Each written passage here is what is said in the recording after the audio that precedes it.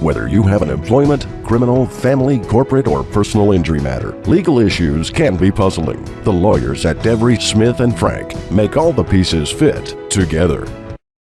My name is Marty Rabinovitch, and I'm another one of the employment lawyers here at DSF. And today I will be talking about WSIB claims.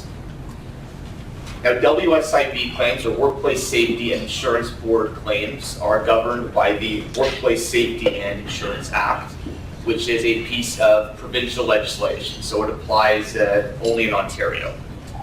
There are four main purposes of the WSIA, which are set out right at the beginning of the Act. The first purpose is to promote health and safety in the workplace. The second is to facilitate the return to work and recovery of workers who sustain a personal injury arising out of and in the course of employment or who suffer from an occupational disease.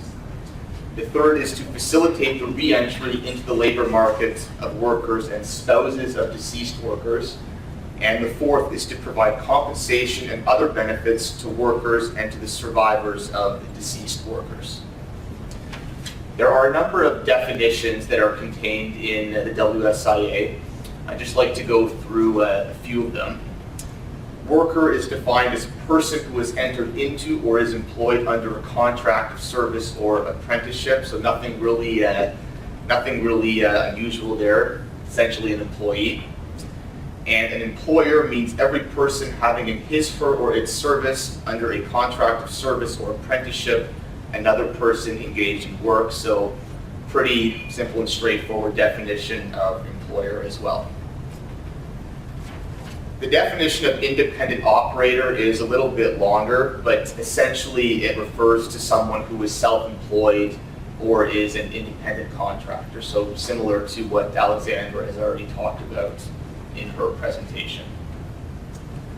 The definition of accident under the WSIA is quite important because in order for an employee to be able to make a claim under the WSIA, there has to be an accident. An accident includes three things. The first is a willful and intentional act not being the act of the worker. So let's say a fight breaks out in the workplace and one employee punches another one in the face. Well, that would still be considered an accident under the WSIA.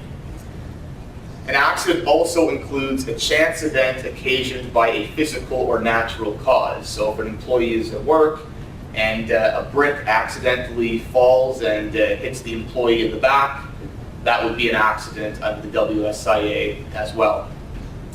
And third, accident includes disablement arising out of and in the course of employment. So let's say there's an employee who sits at his computer all day and does nothing but type for 7 hours, and after 5 years of working at this company, develops carpal tunnel syndrome as a result.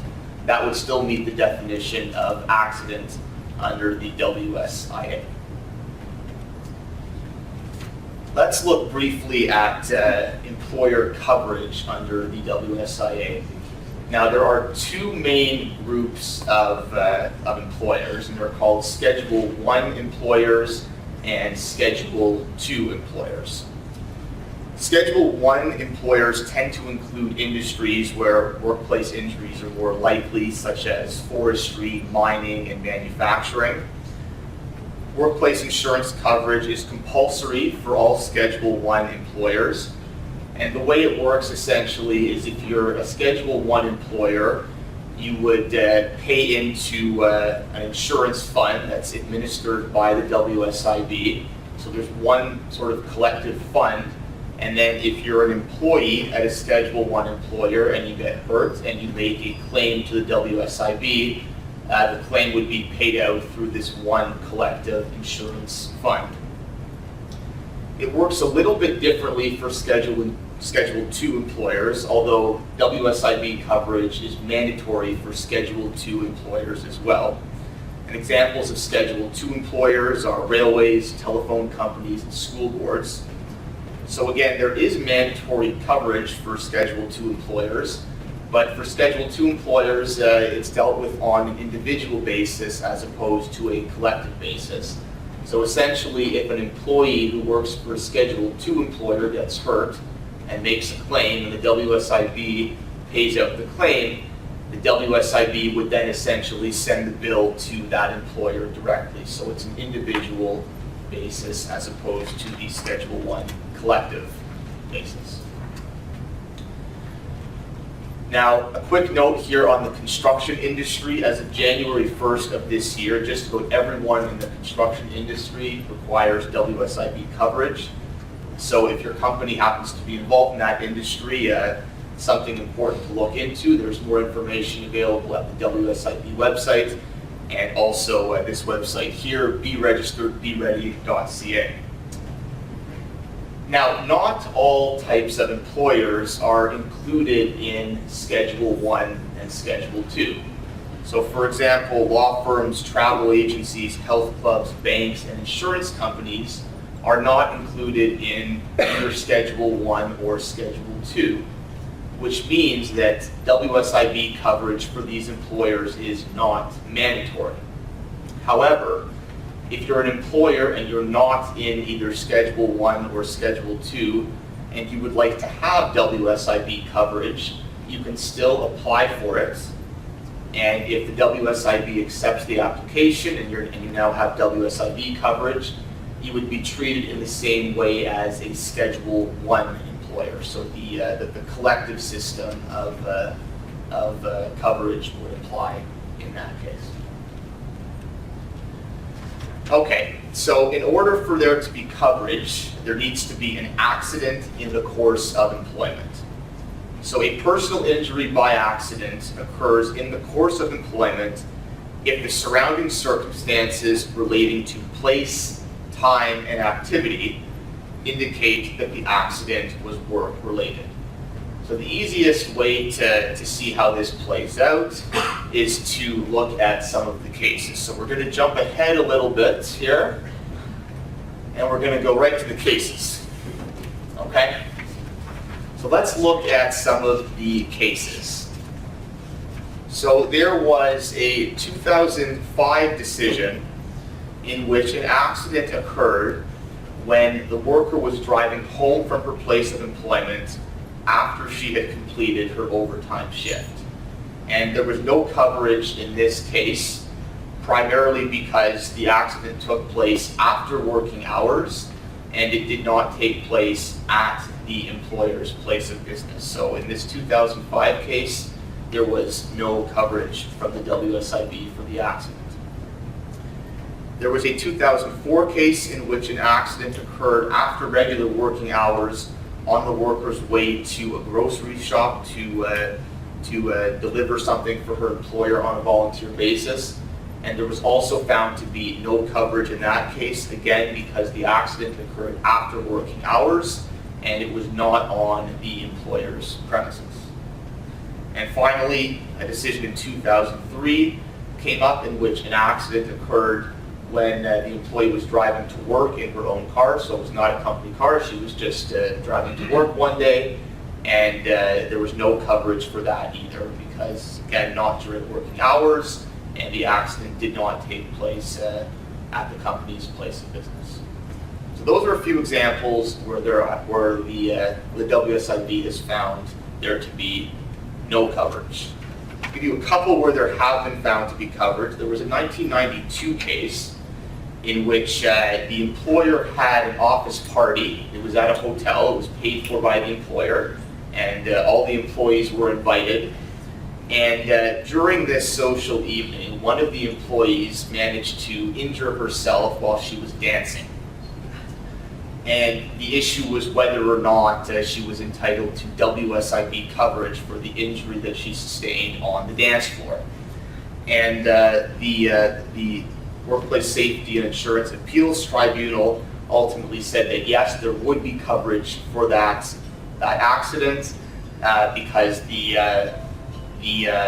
office party was considered a workplace for the purpose of the WSIB legislation. Now, I'll preface the second case here just by saying that it is an Australian case, it's not an Ontario case, it's not a Canadian case, so who knows what would happen in this situation in Ontario or in Canada.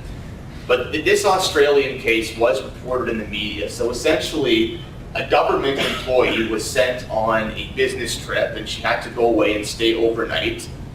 And she called up a friend while she was away, and the two of them were having intercourse in their hotel room. And during intercourse, a light fixture fell on her face and injured her nose and her mouth. And she claimed coverage through the Australian equivalent of WSIB. Now, initially, the lower adjudicator in Australia, not surprisingly, said, well, no, there's no coverage because the activity had absolutely nothing to do with why you were there on work. Not surprising, right? But eventually this case made its way up, and the higher court essentially said, well, you know, she was supposed to be in the motel for business. If she had been playing cards and all of a sudden the light fixture fell out of the blue and hurt her, we don't see why she wouldn't be covered. So ultimately, this woman was given coverage for this injury. Again, it's an Australian case, it's not a Canadian case, but it is what it is. Okay, so some of the employer's obligations when an accident occurs. First, the employer should provide first aid to the employee. Secondly, immediately arrange transport and medical treatment for the injured worker. Third, pay the worker's wages for the full day. Investigate and report the accident to the WSIB. And then after the accident, assist with the employee's reintegration into the workplace. So if the employee needs an accommodated position or a new position altogether, the employer does have an obligation to cooperate with the employee and the WSIB to reintegrate that employee into the workplace. There are a number of benefits available through the WSIB for an injured worker. I'm just going to go through a couple of them. The first is called loss of earnings, or LOE, which essentially is meant to compensate an employee for lost wages arising from the injury. The second is called non-economic loss, or NEL, which is compensation for physical, functional, and psychological permanent impairment. It's similar to general damages for pain and suffering, essentially. A quick tip for employers. About 95% of premiums paid by employers are experience rated. So those employers who have safe workplaces and effective return to work programs can expect to pay significantly reduced annual premiums. So basically the WSIB likes it if you have a safe workplace and you're good at cooperating and doing what you're supposed to do when an accident takes place. And finally, just a couple of quick WSIB resources for employers. There's one incentive program called NEAR, which stands for the New Experiential Experience Rating, which is a rate group-based program that applies to firms that operate in at least one non-construction group, and the firm can either earn lump sum refunds or surcharges based on its individual accident performance. So again, the theme here is if you have a safe workplace, you're going to pay a lower premium. There's also a program for small businesses called the SCIP, or Safe Communities Incentive Program, which is a two-part health and safety incentive program for small businesses, and firms that meet the program requirements can receive rebates on their WSIB premiums. More information will be available on the WSIB website as well. So that takes me to the end of my presentation. Thank you very much. If you have any questions, please ask me during the meeting. Thanks.